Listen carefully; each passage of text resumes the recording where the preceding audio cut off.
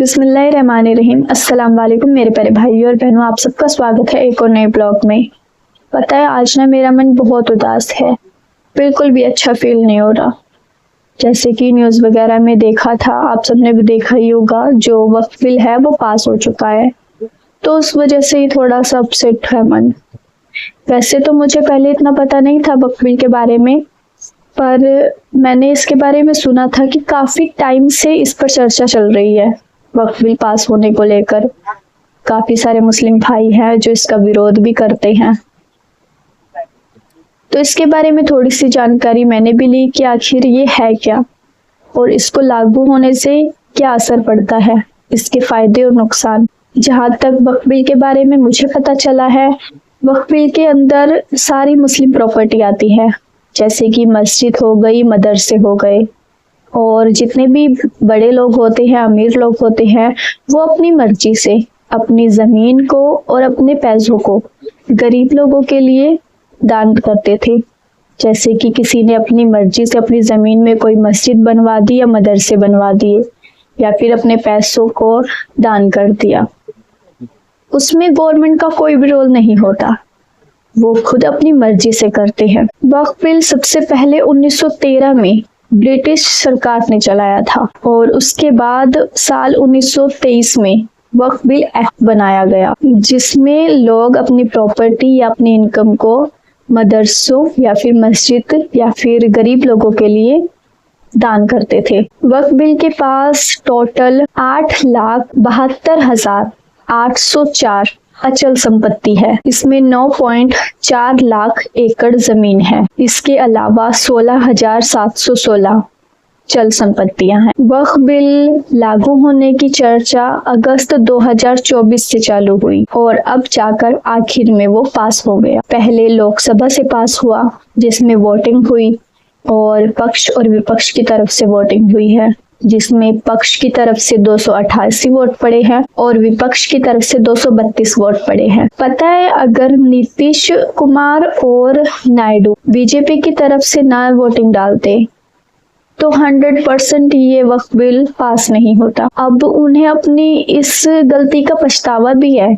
मैंने सुना है कि जितने भी, जैसे कि नीतीश कुमार ने और एक दो बंदा और होगा उनकी पार्टी से, उन्होंने इस्तीफा दे दिया है इस बिल के पास होने के बाद। अगर तुम्हें इसका इस्तीफा देना था, अगर इसका विरोध करना था, तो तुम उसमें शामिल ही क्यों गए तुम वोटिंग डालने के लिए?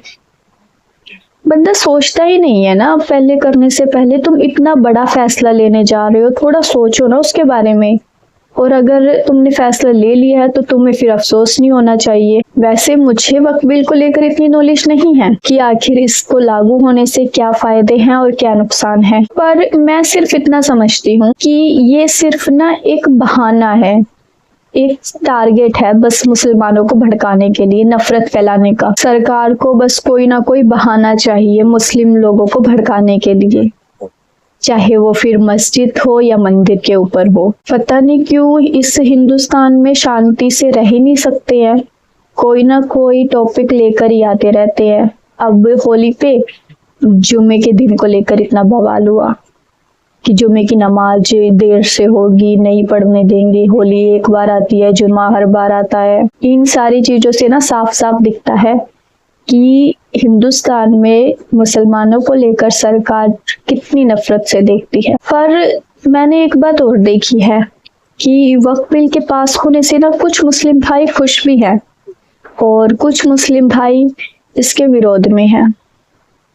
अब ये तो मुझे नहीं पता कि आखिर इसके क्या फायदे होने वाले हैं या क्या नुकसान होने वाला है। मुझे बस इस बात का डर है कि अब इसकी वजह से कोई भी हिंसा ना फैले, कोई भी दंगा फसाद ना हो, क्योंकि जहाँ तक मैं जानती हूँ मुसलमानों को, मुस्लिम किसी को भी नुकसान नहीं पहुँचाते, पर अपने हक के लिए लड़ना जायज़ है। बहुत सारी वीडियोस देखी हैं मैंने जिसमें काफ़ी मुस्लिम भाई खुश भी हैं और काफ़ी ऐसे विरोध भी कर रहे हैं कि हम सड़कों पे आ जाएंगे, विरोध करेंगे, रोड जाम करेंगे। तो इन सारी चीज़ों से ना मुझे बहुत डर लगता है।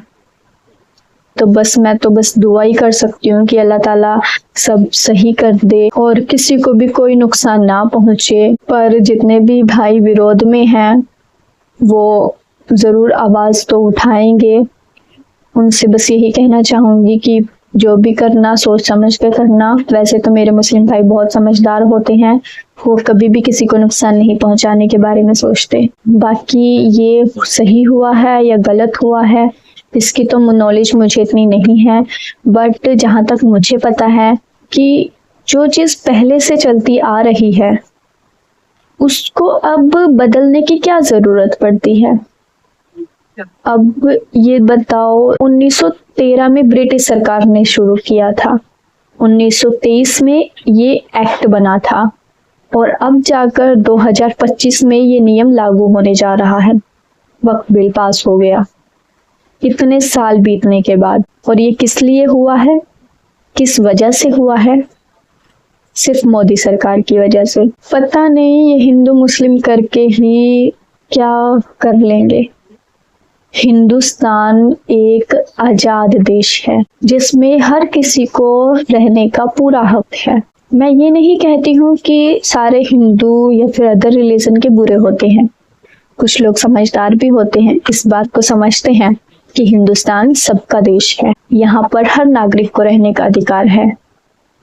पर कुछ लोग हैं जो अपना कट्टरपन दिखाते हैं और नफरत की आग में जाते हैं। अब देखते हैं आगे क्या होगा। मैं तो अल्लाह ताला से दुआ ही कर सकती हूँ कि अल्लाह ताला सब कुछ सही कर दे, किसी को कोई नुकसान ना पहुँचे। अब लागू होना था वो हो चुका है, पता नहीं सच में क्या होगा। मुझे इस बात की बहुत टेंशन हो रही है, डर लग रहा है कि कोई भी हिंसा, कोई भी दंगा फसाद ना हो। और आपका वक्फ बिल को लेकर क्या ख्याल है मुझे कमेंट करके ज़रूर बताना, ताकि मुझे भी पता चल सके कि कितने लोग इसके समर्थन में हैं और कितने लोग इसके विरोध में हैं। जितने लोग इसके समर्थन में होंगे तो मैं भी उसी नज़र से देखूंगी ना कि ये सही हुआ है ये गलत हुआ है, क्योंकि मुझे इस बारे में इतनी नॉलेज नहीं है। बट आई होप आप सब तो इस्लाम में बहुत पहले से हैं, बहुत अच्छी तरह से जानते हैं इस्लाम के नियमों को, इसीलिए जो भी आपकी राय है मुझे कमेंट करके ज़रूर बताना ताकि मेरी भी नॉलेज इसको लेकर बढ़ सके। तो आप सब प्लीज़ मुझे कमेंट करके ज़रूर बताना, क्योंकि इस्लाम के बारे में ज़्यादा से ज़्यादा जानकारी लेना मेरा हक है। मुझे भी हर चीज़ के बारे में पता होना चाहिए कि कौन से नियम के क्या फ़ायदे हैं और क्या नुकसान है। मैं धीरे धीरे नॉलेज हासिल कर रही हूँ और आप सबसे भी यही उम्मीद करती हूँ कि मुझे सही राह दिखाइएगा और अपना प्यार और सपोर्ट ऐसे ही बनाए रखिएगा। अगर आज की वीडियो आपको अच्छी लगी तो प्लीज़ लाइक, ज़्यादा से ज़्यादा शेयर ज़रूर करना, कमेंट करके ओपिनियन ज़रूर शेयर करना। चैनल पर नए हो तो प्लीज़ सब्सक्राइब ज़रूर कर लेना। और आप सब खुश रहिए। अल्लाह ताला से दुआ करूंगी कि अल्लाह ताला मेरे जितने भी मुस्लिम भाई हैं सबकी हिफाजत करे और हिंदुस्तान में शांति बनाए रखे। बाय बाय, टेक केयर, अल्लाह हाफिज़।